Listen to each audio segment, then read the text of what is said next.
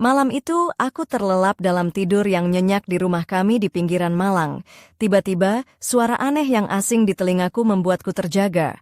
Ruangan tetap sunyi, tapi di celah pintu kamar, bayangan samar menyelinap masuk. Jantungku berdegup kencang. "Kamu sudah pulang kapan? Ini apa-apaan?" Suaraku bergetar. Bayangan itu perlahan muncul. Ternyata itu Ardi, anakku. Ardi, berusia 17 tahun, mengenakan jaket hitam lusuh dan celana jeans sobek dengan wajah yang tampak canggung namun penuh tekad. Dia tersenyum kikuk. Maaf, sebenarnya aku cuma penasaran. Aku bingung. Penasaran apa? Tanyaku. Suaraku naik sedikit. Ardi menunduk dan mengakui. Aku selalu penasaran bagaimana suara kalian berdua saat bicara di kamar ini. Suatu malam aku menemukan lubang kunci, dan sejak itu, rasa penasaranku makin besar. Aku cuma ingin coba sekali. Aku terkejut setengah mati. Kenapa harus ke aku? Dan kamu tahu aku tahu ini? Dia mengangkat bahu. Jujur, aku merasa bisa lebih baik dari ayah. Rasanya beda kalau langsung mencoba. Aku merinding. Dari mana kamu dapat keberanian macam itu? Langsung kembali ke kamarmu sekarang. Ardi seperti bermimpi saat ia meninggalkan kamar. Aku duduk termenung, memikirkan kejadian aneh ini. Malam itu angin laut dari Selat Bali yang dingin menyusup lewat jendela, menyentuh kulitku seperti perasaan yang sulit kujelaskan. Pagi hari di rumah sederhana kami di Desa Sumberjo, Malang, sinar matahari menembus lewat jendela berdebu. Suamiku, Joko, bersiap pergi kerja dengan setelan kerja seadanya, sementara Ardi duduk diam menatap layar ponselnya di ruang tamu. Ada ketegangan yang tak terucapkan memenuhi udara. Saat aku melewati lorong, aku melihat Ardi lagi-lagi mencoba mengintip ke kamar kami secara diam-diam. "Ardi, ada apa? Kenapa kamu begini?" Tanyaku dengan lembut tapi tegas. Dia menghindar dan hanya menjawab, "Tidak ada apa-apa." Matanya menyimpan rahasia yang tak bisa ia ungkapkan. Aku tahu aku tak bisa diam saja. Aku mulai mengawasi setiap gerak-geriknya. Malam-malam aku dengar ia mendengarkan pembicaraan kami dari celah pintu kamar.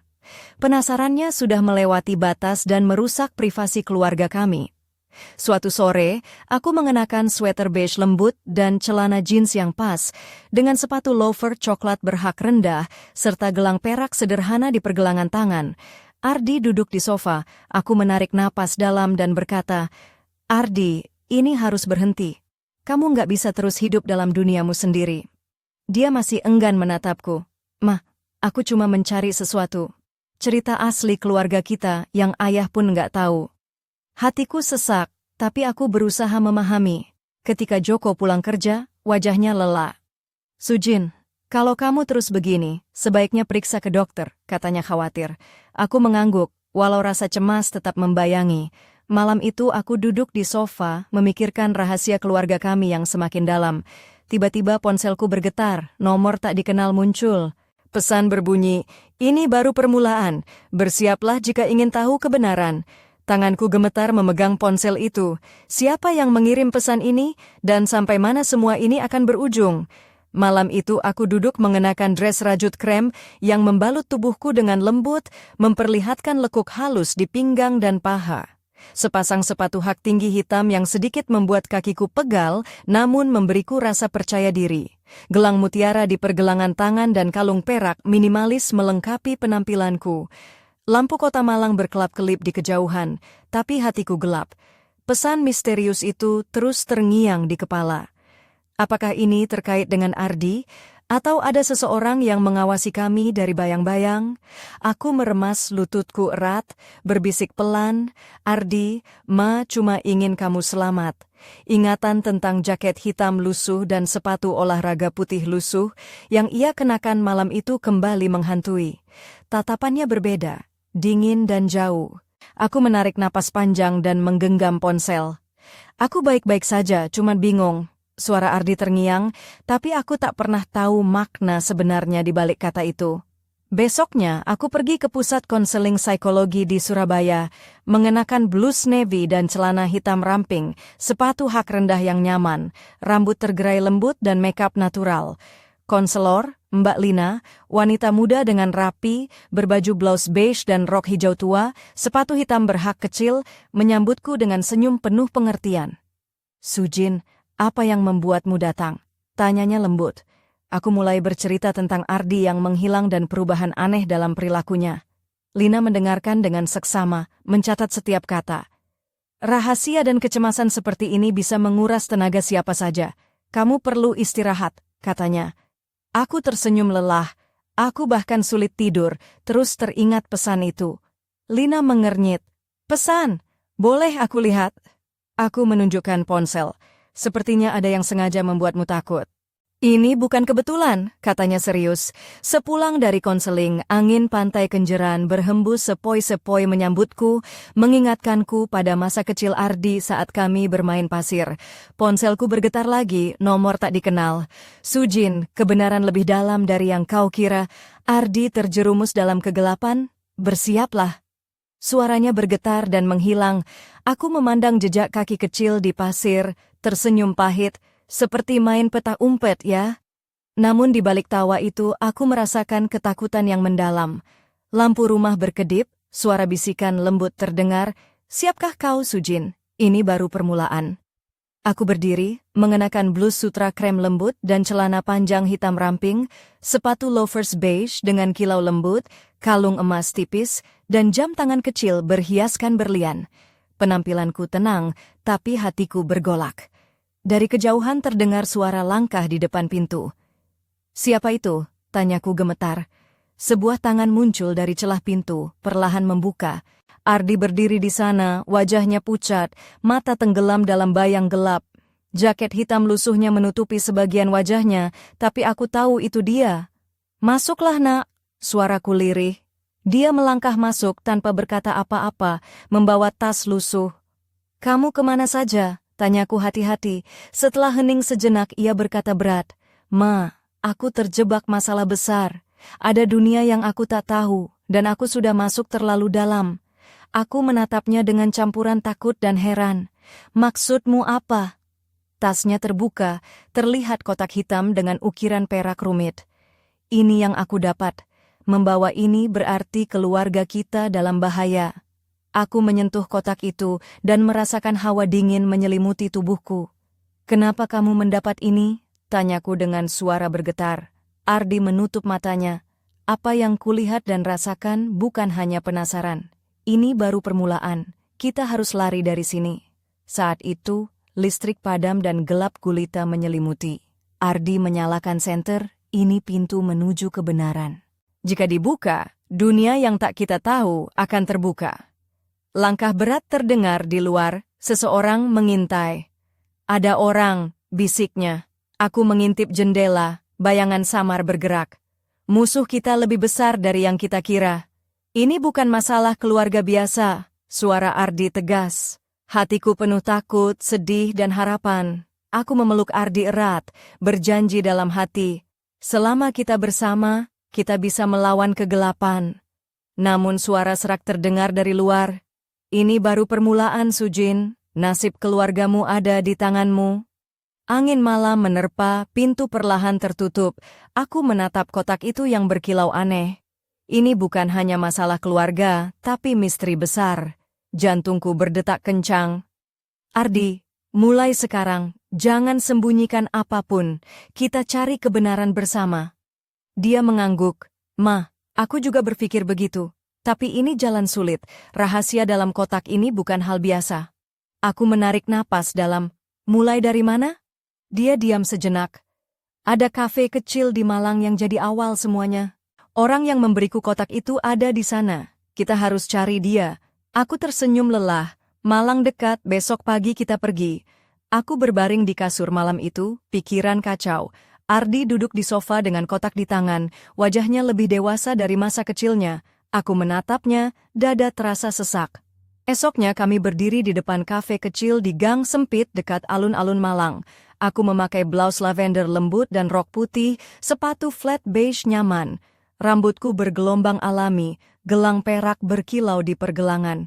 Bau laut dan angin pagi mengibarkan pakaian kami.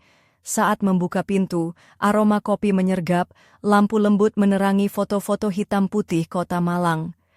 "Selamat datang Sujin dan Ardi," suara lembut menyapaku. Aku menoleh melihat Pak Santoso, pria paruh-baya dengan rambut coklat tebal disisir ke belakang, jaket kulit hitam dan jeans, gaya keren tapi serius. "Aku sudah menunggu," katanya tersenyum. "Bagaimana kau tahu kami?" tanyaku hati-hati. "Segalanya terhubung. Kisah kalian sudah lama dimulai," jawabnya. Ardi bertanya pelan, "Anda tahu tentang kotak ini?" Pak Santoso mengangguk, menatap kotak itu. "Di dalamnya ada rahasia yang tak diketahui keluarga kalian, tapi begitu terbuka semuanya akan berubah." Aku gugup, "Kami harus tahu kebenaran, Ardi dalam bahaya." "Iya, tapi hati-hati, ini bukan sekadar penasaran. Kegelapan yang akan kalian hadapi tak terbayangkan," katanya serius. Ardi membuka kotak itu, di dalamnya gulungan tua dan kunci logam kecil. Gulungan itu penuh tulisan beraksara kuno. Aku cukup paham huruf kuno, tapi ini sulit.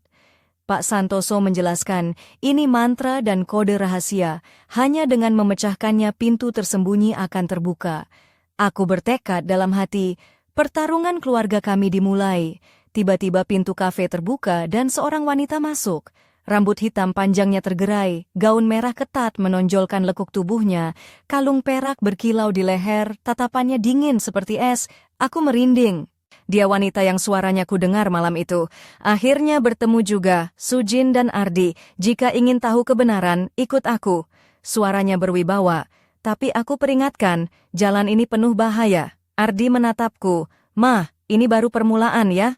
Aku bangkit, siap mengikuti wanita itu. Jantungku berdetak kencang, siap menghadapi risiko demi keluarga. Di balik bayang kafe, tawa dingin terdengar, seperti rahasia lama yang terkuak. Kami keluar lewat pintu belakang, udara dingin pantai ngeliep menyambut. Aku mengenakan mantel krem lembut di pinggang dan sepatu bot hitam ringan. Rambut panjang tertiup angin menutupi bahu. Ardi menggenggam tanganku erat. Wanita itu memperingatkan, "Di sini ada pintu tak terlihat, penghubung dunia lain. Penjaganya terkait erat dengan keluargamu." Aku tercengang. "Pintu tak terlihat?" Dia tertawa sinis. "Jalur antara dunia kita dan yang lain. Penjaganya terikat pada masa lalu ayahmu dan sekarang pada Ardi." Ardi bertanya ragu, "Kenapa keluarga kita terlibat?" Aku cuma ingin hidup biasa. Wanita itu diam sejenak. "Ayahmu dulu terikat dengan organisasi rahasia penjaga pintu itu. Sekarang warisan itu jatuh padamu." Aku tak percaya.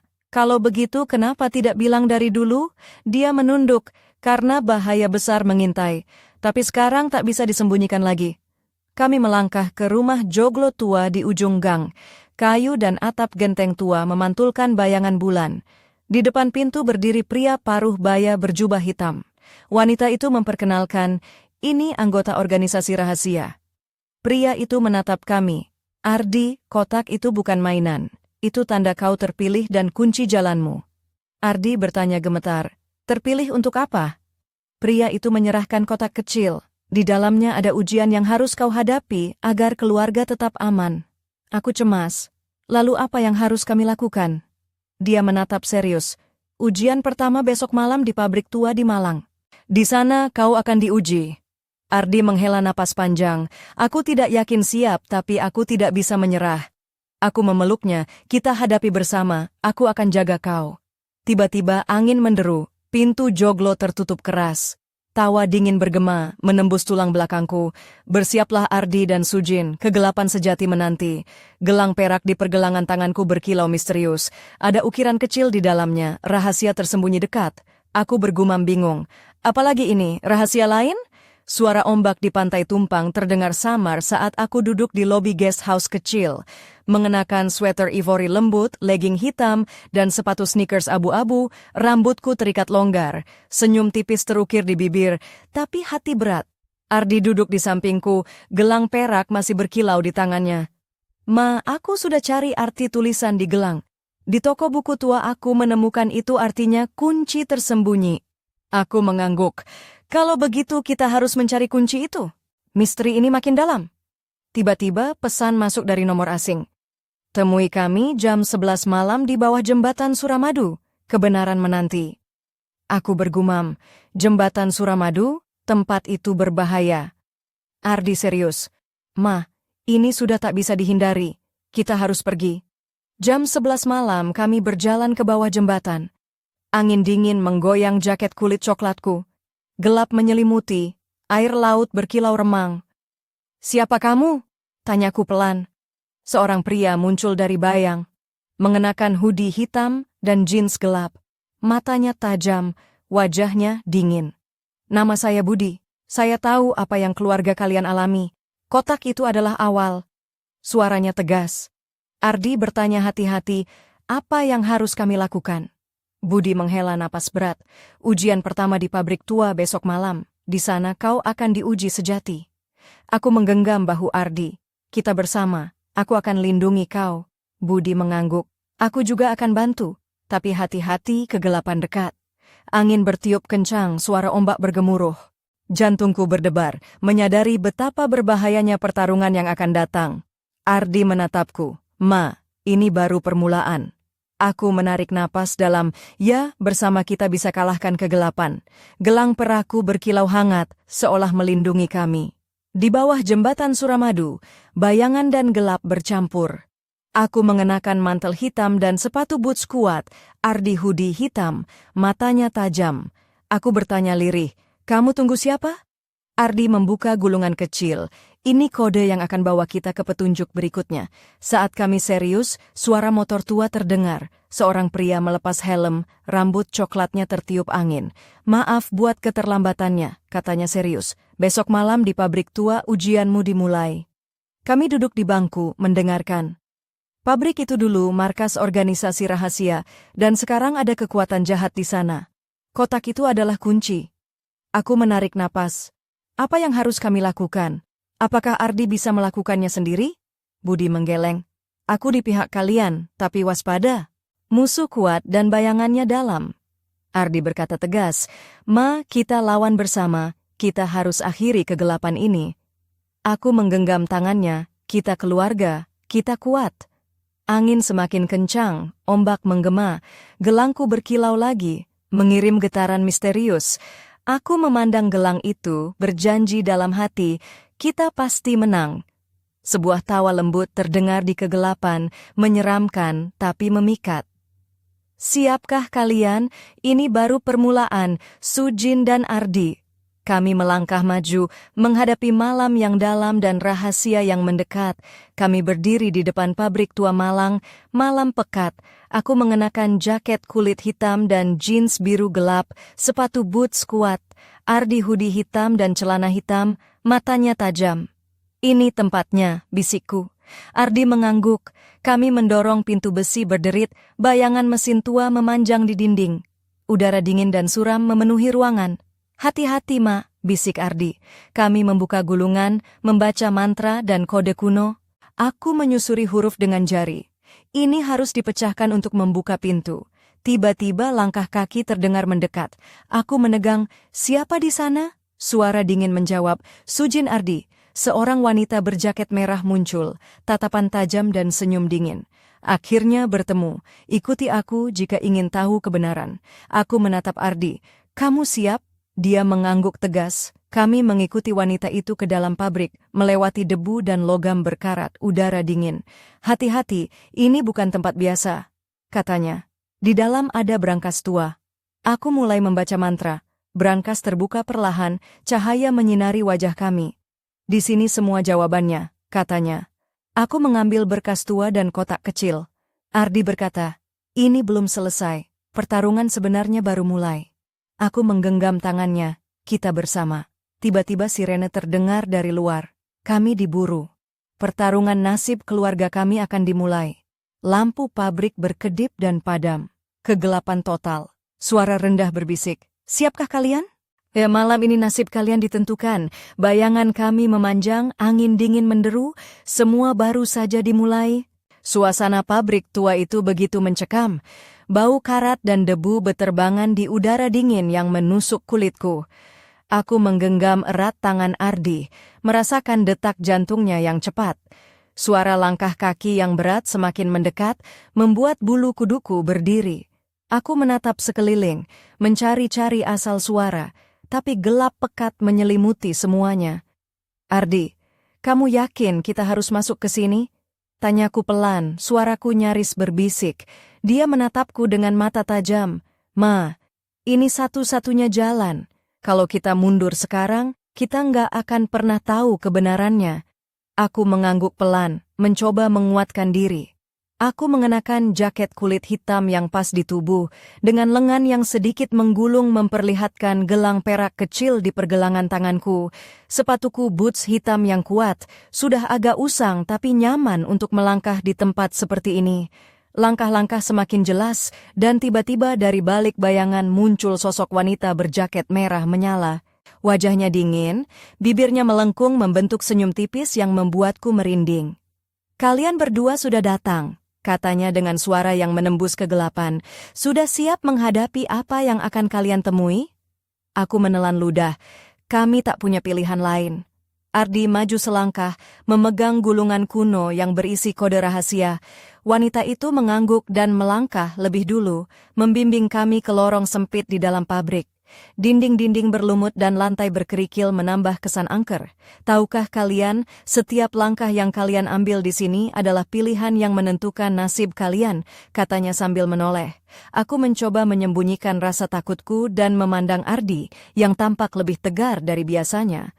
Kami sampai di sebuah ruangan besar yang penuh dengan mesin-mesin tua berkarat. Bayangan mereka menari-nari di bawah cahaya remang. Di sudut ruangan ada sebuah brankas besar dengan ukiran misterius. "Ini," katanya, "adalah kunci yang akan membuka tabir rahasia keluargamu." Aku melangkah maju, membuka gulungan, dan mulai membaca mantra yang tertulis dalam aksara kuno. Suaraku bergetar, tapi aku terus melafalkannya. Saat kata terakhir terucap, brankas itu bergerak perlahan, mengeluarkan suara berderit yang mengerikan. Cahaya lembut memancar dari dalam, menerangi wajah kami. Di dalam brankas ada sebuah kotak kecil berwarna hitam dengan ukiran perak rumit. Ardi mengambilnya dengan tangan gemetar. "Ini bukan mainan," katanya pelan. "Ini adalah warisan yang harus kita jaga." Tiba-tiba dari pintu masuk terdengar suara sirene yang meraung, membuat jantung kami hampir melonjak keluar. "Mereka tahu kita di sini," bisikku panik. Wanita berbaju merah itu tersenyum dingin. Pertarungan sebenarnya baru akan dimulai. Aku meremas tangan Ardi lebih erat. "Kita harus keluar dari sini sekarang." Kami berlari melewati lorong sempit, suara langkah dan teriakan mulai memenuhi ruangan. Aku bisa merasakan napasku yang cepat dan berat, tapi aku tahu kami harus bertahan. Di luar pabrik, angin malam yang dingin menerpa wajah kami, membawa aroma laut yang menenangkan sedikit hatiku yang berdebar. Tiba-tiba gelang perak yang kuikat di pergelangan tanganku berkilau lembut, seolah memberi kami kekuatan. Aku menatapnya dengan harapan. "Ini baru permulaan, Ardi. Kita akan menghadapi semuanya bersama." Namun, di balik kegelapan, sebuah tawa dingin bergema, mengingatkan kami bahwa ancaman yang sebenarnya masih menunggu di depan. Setelah berlari keluar dari pabrik tua itu, kami terengah-engah berdiri di bawah langit malam yang penuh bintang. Udara dingin malang menembus jaket kulitku, membuat bulu kudukku berdiri.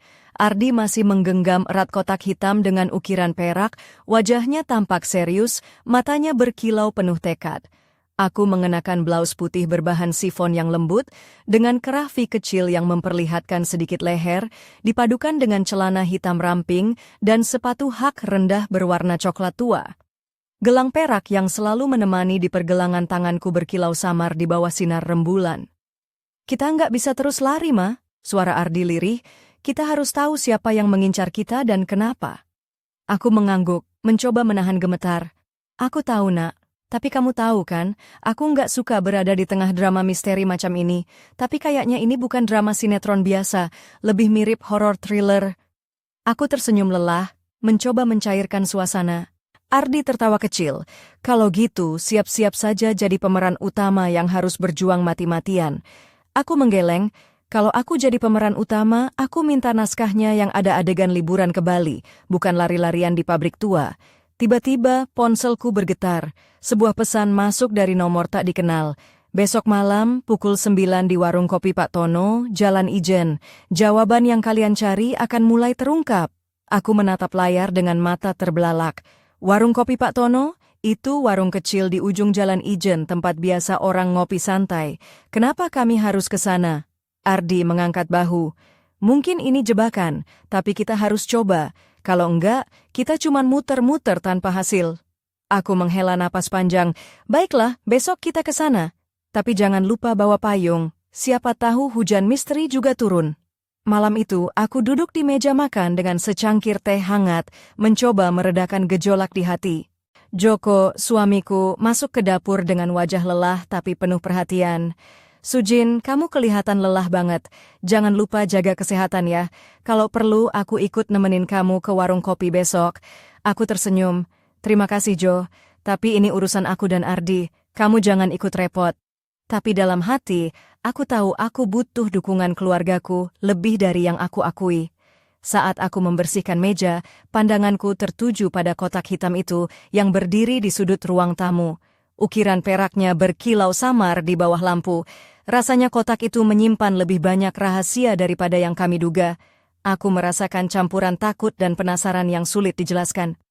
Besok malam, warung kopi Pak Tono. Aku berbisik pada diri sendiri sambil menyiapkan pakaian. Aku memilih blaus merah marun dengan potongan yang pas di badan, rok pensil hitam yang elegan namun tetap sederhana, dan sepatu flat hitam yang nyaman. Gelang perak di pergelangan tanganku berkilau, seolah-olah memberi semangat untuk menghadapi apapun yang akan datang. Besok malam, kami akan memulai babak baru dalam perjalanan ini. Namun aku tak bisa mengusir perasaan bahwa bahaya masih mengintai, dan jawaban yang kami cari mungkin membawa konsekuensi yang jauh lebih besar dari yang kami bayangkan.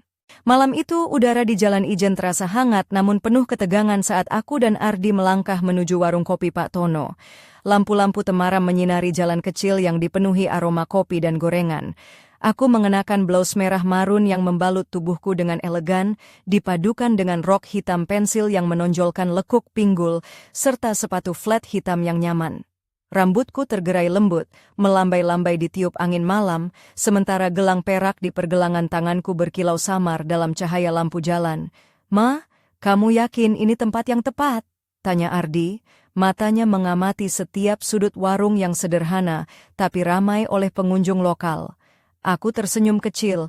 Kalau pesan itu benar, ini tempatnya.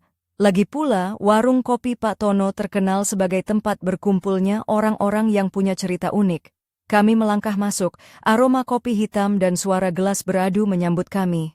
Di sudut ruangan, seorang pria paruh baya dengan jaket kulit coklat duduk sendirian, matanya tajam menatap kami. "Kalian yang kutunggu," ujarnya pelan tapi tegas. Aku melangkah mendekat. "Pak Tono?" Pria itu mengangguk. "Bukan aku Pak Tono sebenarnya, tapi aku tahu banyak tentang kotak itu dan apa yang kalian hadapi." Dia mengedipkan mata. "Namaku Raka." Ardi membuka kotak hitam dengan hati-hati, memperlihatkan isi dalam berupa gulungan tua dan kunci kecil. "Apa ini benar jalan keluar dari masalah kita?" tanyaku. Raka tersenyum tipis. "Ini lebih dari sekadar jalan keluar. Ini adalah kunci menuju kebenaran yang selama ini tersembunyi. Tapi kalau kalian ingin melangkah lebih jauh, kalian harus siap menghadapi konsekuensi." Aku menatap Ardi yang sudah lebih tegar dari sebelumnya. "Kami siap," katanya singkat. Raka mengeluarkan secarik kertas lusuh dari dalam saku jaketnya. "Ini adalah peta menuju tempat yang akan menjawab semua pertanyaan kalian." Tapi jalan itu penuh bahaya. Aku menggenggam peta itu, merasakan teksturnya yang kasar di telapak tangan. "Di mana ini?" tanyaku. "Di Desa Tumpang, ada sebuah rumah tua yang sudah lama ditinggalkan. Di sana kalian akan menemukan apa yang kalian cari." Aku menarik napas dalam. "Desa Tumpang? Jauh juga ya, Nak?" Ardi tersenyum kecil. "Kalau kita mau tahu kebenarannya, kita harus siap tempuh perjalanan." Sambil menyelesaikan kopi hitam kami, aku mencoba menenangkan diri. Gelang perak di pergelangan tanganku berkilau lembut, seolah memberi kekuatan. Suasana warung mulai sepi, tapi di sudut ruangan, bayangan gelap terlihat mengawasi kami dari kejauhan. Aku merasakan udara menjadi lebih dingin. "Raka, siapa yang mengawasi kita?" Aku bertanya waspada. Dia tersenyum sinis. "Kalian belum tahu siapa musuh sebenarnya. Mereka selalu selangkah di depan." Aku menatap Ardi. "Kita harus tetap waspada, Nak." Ini bukan hanya tentang kita, tapi sesuatu yang lebih besar. Perjalanan kami ke Desa Tumpang akan menjadi babak baru yang penuh misteri dan bahaya. Namun satu hal yang pasti, aku dan Ardi harus tetap bersama, berjuang menghadapi kegelapan yang semakin nyata mengancam keluarga kami. Pagi menjelang saat aku dan Ardi tiba di Desa Tumpang, sebuah kampung kecil yang dikelilingi pegunungan hijau dan udara segar yang membuat paru-paru ini terasa lega. Aku mengenakan blus krem lembut dengan lengan panjang, dipadukan celana kain warna coklat muda yang longgar, nyaman untuk perjalanan jauh. Sepatu flat coklat yang sudah mulai usang menemani langkahku, sementara gelang perak di pergelangan tangan berkilau samar di terpa sinar mentari pagi. Rambutku kukuncir rendah dengan beberapa helai yang terlepas, menambah kesan sederhana namun anggun. Desa ini tampak tenang, namun ada aura misteri yang membuat bulu kudukku merinding. Kami berjalan menyusuri jalan setapak berbatu menuju rumah tua yang disebut Raka dalam peta. Rumah itu berdiri kokoh meski catnya sudah terkelupas dan jendela-jendelanya berdebu, seolah menyimpan rahasia lama yang tak ingin terbuka. "Ma, ini dia," kata Ardi, menatap rumah dengan mata yang dipenuhi tekad. "Siap menghadapi apapun." Aku tersenyum tipis. Sebentar lagi kita akan tahu apa yang selama ini tersembunyi. Tapi jangan lupa, ini bukan petualangan biasa, jadi jangan sampai kamu jatuh sakit ya. Dia membalas dengan senyum sinis. "Aku janji, Ma. Tapi kalau aku tiba-tiba pingsan, jangan salahkan aku kalau kamu yang harus angkat tandu." Aku tertawa kecil. "Kalau begitu, aku siap jadi tukang angkut paling andal di Desa Tumpang." Kami melangkah masuk, debu beterbangan menyambut kami. Di dalam rumah, aroma kayu tua dan kelembapan menusuk hidung. Di ruang tengah, sebuah meja kayu besar dengan beberapa buku dan gulungan kertas berjejer rapi walau terlihat usang. Aku membuka gulungan yang kubawa dari kotak hitam, menatap aksara kuno yang penuh teka-teki. "Ini bukan bahasa yang mudah dimengerti," bisikku sambil mengusap kening. Ardi mengambil salah satu buku dan mulai membacanya dengan serius. Ada catatan tentang sebuah ritual kuno yang katanya bisa membuka pintu ke dunia lain, katanya pelan. Dan sepertinya keluarga kita punya keterkaitan dengan itu. Aku merasakan udara di ruangan berubah sejuk dan suara angin yang tiba-tiba menderu lewat celah jendela. "Kamu merasa itu juga, Ma?" tanyaku pada Ardi. Dia mengangguk. "Aku merasa seperti ada yang mengawasi kita." Tiba-tiba, pintu depan rumah itu terbanting keras, membuat kami terkejut. Dari luar, bayangan seseorang tampak berdiri di ambang pintu, mengenakan jaket hitam dan topi yang menutupi wajahnya. "Siapa itu?" Suaraku dengan suara gemetar, bayangan itu melangkah masuk perlahan. "Aku datang membawa pesan," kata suara berat yang membuat bulu kudukku meremang. "Pesan dari masa lalu yang tak boleh kalian abaikan." Aku menggenggam tangan Ardi erat, bersiap menghadapi apapun yang akan terjadi. Rumah tua itu seolah menjadi panggung dari drama yang semakin misterius dan gelap. Dan di balik bayangan itu aku tahu, ini bukan hanya tentang keluarga kami lagi. Ada kekuatan besar yang mulai bangkit dan kita harus siap untuk melawannya. Bayangan pria itu melangkah mendekat, sosoknya tinggi dan tegap, mengenakan jaket hitam yang membalut tubuhnya seperti bayangan malam yang tak terjamah sinar. Topi fedora gelap menutupi hampir seluruh wajahnya, hanya sepasang mata tajam yang sesekali menyelinap menerawang ke arah kami. Suaranya berat dan penuh ketegasan saat berkata, "Namaku Arman. Aku tahu banyak tentang rahasia keluargamu, dan ini bukan sekadar kebetulan kalian sampai di sini." Aku menatapnya dengan waspada, mengenakan blus krem lembut yang membalut tubuhku dengan anggun, celana coklat muda longgar, sepatu flat coklat yang sudah mulai usang, dan tentu saja gelang perak yang berkilau samar di pergelangan tanganku. Rambutku masih terikat rendah, beberapa helai terlepas menambah kesan alami. "Kalau begitu Arman, kenapa kamu datang? Apa yang sebenarnya terjadi pada keluarga kami?" Arman menghela napas panjang, lalu melangkah ke meja kayu tua, mengambil gulungan kertas yang tampak usang. "Keluargamu terlibat dalam sebuah perjanjian kuno dengan kekuatan yang jauh melampaui pemahaman manusia biasa. Perjanjian itu menjaga keseimbangan antara dunia kita dan dunia lain yang penuh bahaya. Tapi sekarang, keseimbangan itu mulai goyah." Aku merasakan dingin merayap di punggung, seolah udara di dalam rumah tua ini berubah menjadi lebih berat. "Apa maksudmu, Arman? Apa yang harus kami lakukan?" Dia menatap Ardi lalu kembali kepadaku. Anakmu adalah kunci untuk mempertahankan keseimbangan itu. Tapi dia juga menjadi incaran mereka yang ingin menghancurkan segalanya. Ardi menatap tajam. Mereka? Siapa mereka? Arman membuka gulungan kertas dan memperlihatkan simbol-simbol aneh yang berkelap-kelip samar seperti berdenyut. Mereka adalah penjaga bayangan, kelompok yang telah lama berperang melawan keluarga kalian. Humberse ingin mengambil kotak itu dan menguasai kekuatan yang terkandung di dalamnya. Aku merasa dada ini sesak. Jadi selama ini kami hanya pion dalam permainan mereka? Arman mengangguk. Tepat sekali. Tapi masih ada harapan. Kalian harus mempersiapkan diri untuk menghadapi ujian berikutnya. Besok malam, di puncak Gunung Arjuna, ritual kuno akan diadakan. Di sanalah kalian akan mengetahui siapa teman dan siapa musuh sebenarnya. Aku menarik napas dalam-dalam, mencoba menenangkan pikiran yang bergejolak. Gunung Arjuna, itu tempat yang jauh dan berbahaya. Ardi menatapku dengan penuh semangat. Kalau kita ingin melindungi keluarga dan rahasia ini, kita harus berani. Saat itu, sebuah suara pelan terdengar dari sudut ruangan. Seorang wanita muda dengan rambut hitam panjang dan mata tajam berdiri di sana, mengenakan kaos hitam dan celana jeans gelap. Aku juga akan membantu kalian, katanya. Namaku Lila dan aku sudah lama mengawasi keluargamu. Aku melirik Arman. Kamu kenal dia? Arman tersenyum tipis. Lila adalah salah satu dari sedikit orang yang bisa dipercaya di antara bayangan yang mengintai kita. Aku menatap Lila, merasakan campuran rasa takut dan harapan. Kalau begitu, besok malam kita akan ke Gunung Arjuna. Kita harus siap menghadapi apapun. Malam semakin larut dan bayangan gelap di rumah tua itu seolah semakin pekat. Aku tahu, perjalanan kami baru saja memasuki babak paling menegangkan, sebuah pertarungan antara cahaya dan kegelapan yang menentukan nasib keluarga kami dan mungkin dunia ini. Keesokan harinya, udara pagi di Desa Tumpang terasa segar, namun hatiku dipenuhi kegelisahan yang sulit diungkapkan.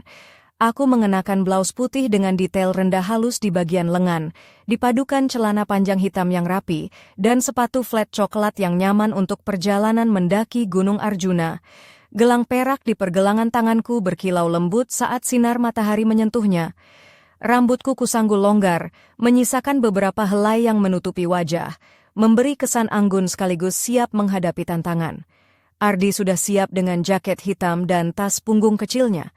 Lila, wanita muda yang tadi malam kami temui, tampak cekatan mengenakan jaket olahraga dan sepatu gunung, wajahnya serius namun penuh keyakinan.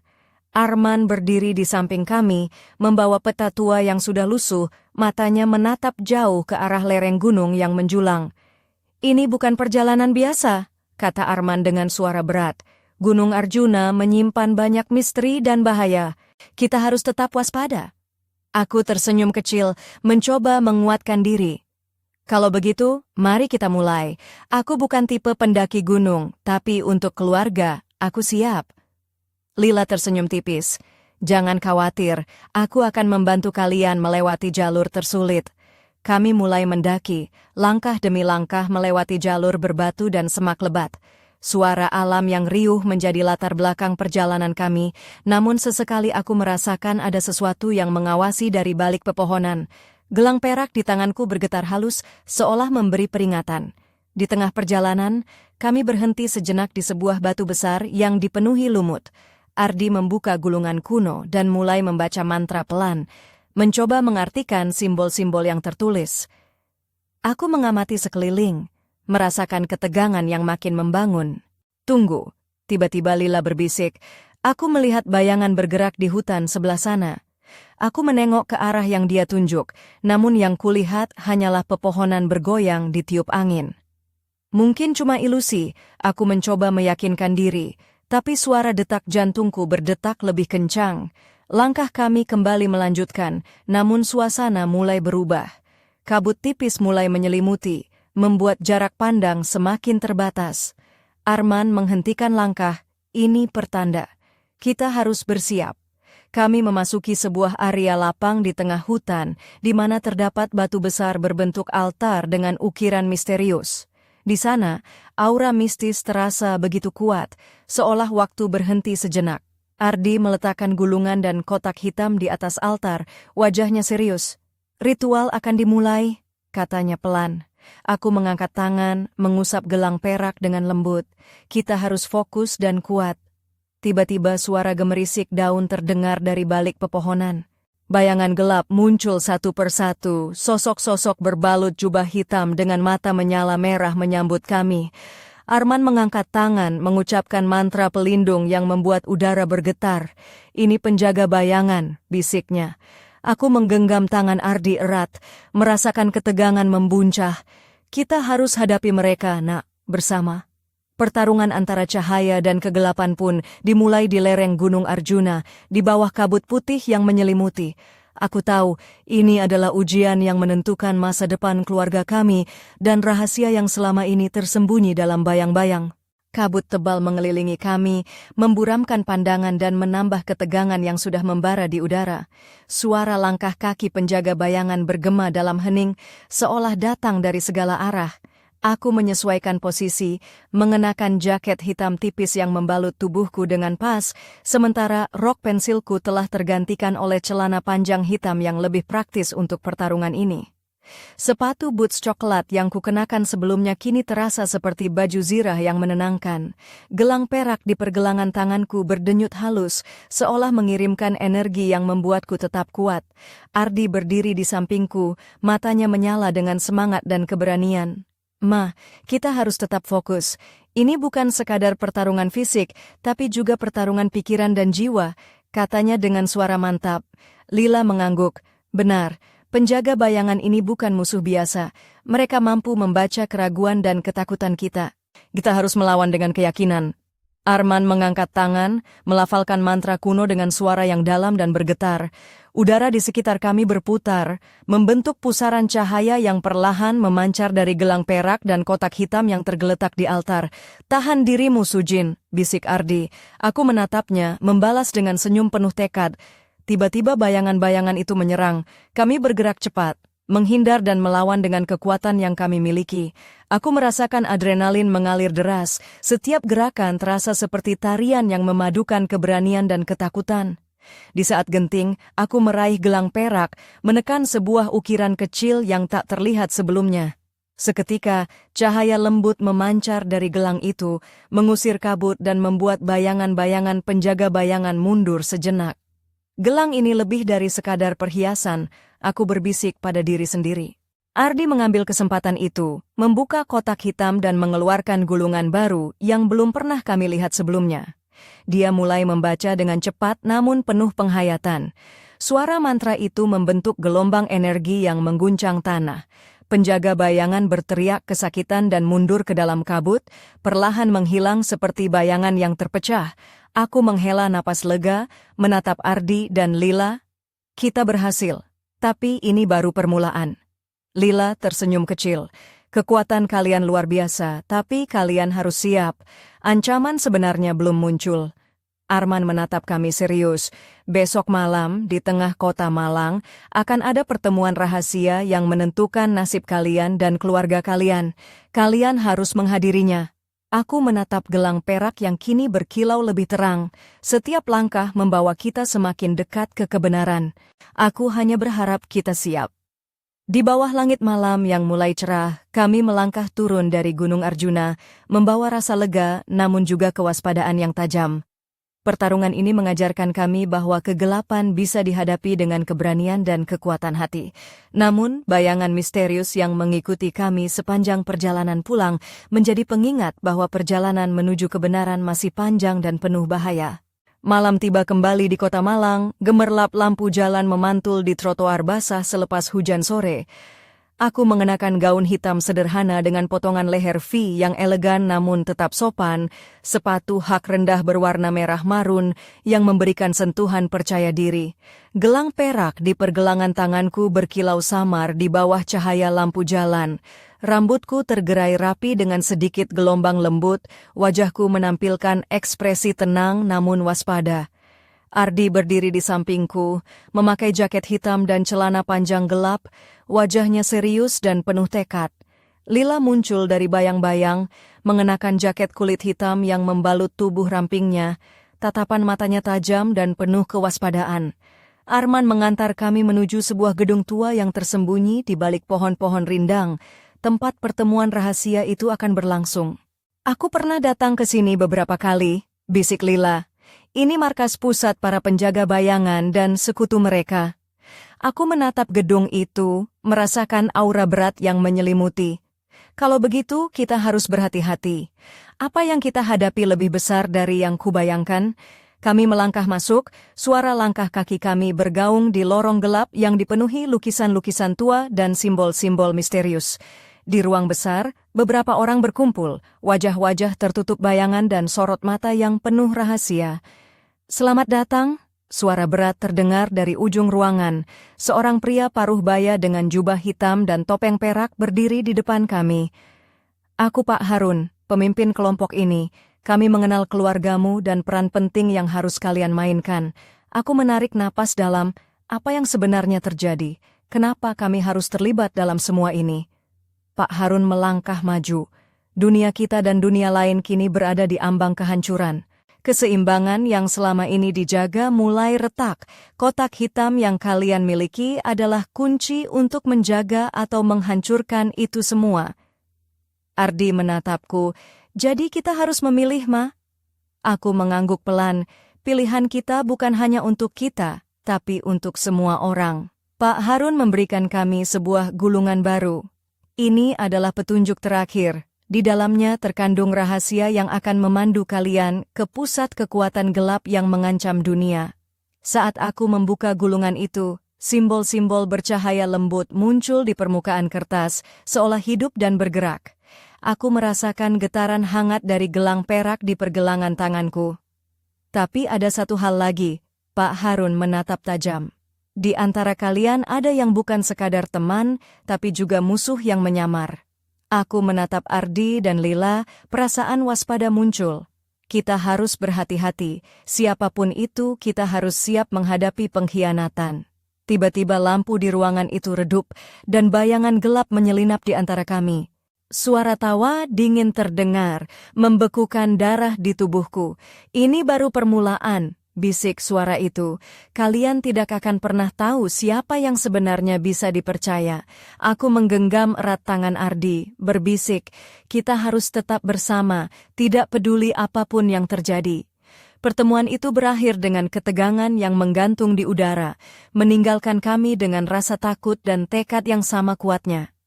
Dalam bayang-bayang malam kota Malang, rahasia dan pengkhianatan mulai terkuak, membawa kami semakin dekat ke takdir yang sudah lama tertulis.